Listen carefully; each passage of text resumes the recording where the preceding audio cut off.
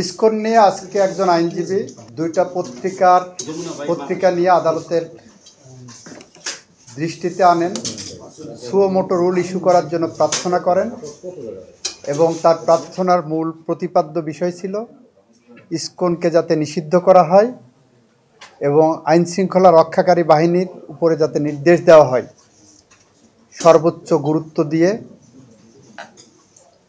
এই ঘটনাটি তদন্ত করে দোষীদের আইনের আওতায় আনা এবং এমার্জেন্সি ডিক্লেয়ার করানোর জন্য আগামী অন্তত 2 সপ্তাহ। এই পরিস্থিতিতে আদালত আমাকে ডেকে পাঠান। আমি আদালতের সামনে যেয়ে বলি ইসকনের ইস্যুটা এটা দুর্ভাগ্যজনক। যে আইনজীবী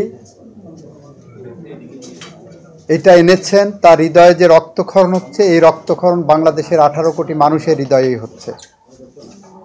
এটা অনাকাঙ্ক্ষিত ঘটনা। এই ঘটনা একটি ক্রিমিনাল অফেন্স। সরকার গুরুত্ব সহকারে এই ঘটনাটিকে দেখছেন এবং এইটার যথাযথ আইনি পদক্ষেপ সরকার নেবেন।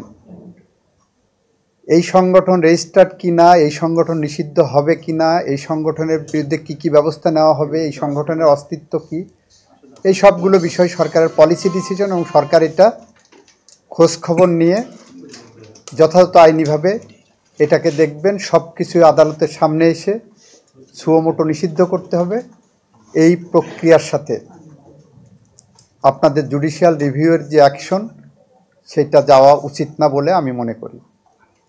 এটা সাংবিধানিক আইনের সাথে কতটুকু যাবে সেটাও আমাদের বিবেচনা করতে হবে, আমাদের দেখতে হবে। এই কারণে এই রুলটা বা এই নির্দেশনাটা এখন প্রয়োজন আছে বলে মনে করছি না। এটা প্রিম্যাচিউর। দেখেন সরকার কি করছে, দেখেন বিষয়টা কিভাবে হ্যান্ডেল হচ্ছে, সব পর্যালোচনা করে তারপরে যদি হয় তখন প্রপার ওয়েতে আসলে এটা দেখা যেতে পারে। আদালত অ্যাপারেন্টলি মনে হলো যে আমাদের বক্তব্যে সন্তুষ্ট। আদালত বললেন যে ঠিক আছে, কতটুকু প্রোগ্রেস আছে কালকে একটু সকালে ওনাদেরকে জানাতে বলেছেন। আমি জানাবো। আমরা কোনো সিদ্ধান্ত এখনও নেইনি। আমি বার কাউন্সিলের পদাধিকার বলে বার কাউন্সিলে আমি সভাপতি। বাংলাদেশের প্রতিটা আইনজীবীর অভিভাবক হিসাবে আমার একজন আইনজীবী ভাই যখন মারা যান তখন এটা আমারও হৃদয়ে রক্তক্ষরণ হয়। যে আইনজীবী মারা গেছেন তার 1.5 বছর একটা শিশু আছে, তার পরিবার আছে, সে আমাদের সবার মাঝ থেকে হারিয়ে গেছেন। নিশ্চয়ই আইনজীবী সমাজ এটা নিয়ে কনসার্ন। ইতিমধ্যেই ইনফরমালি কিছু আলোচনা হয়েছে যে তার জন্য আমরা কি করতে পারি। এটা এখনও কোনো ফর্মাল মিটিংয়ে এটা আলোচনা হয়নি। আলোচনা হলে তখন আপনারা জেনে যাবেন।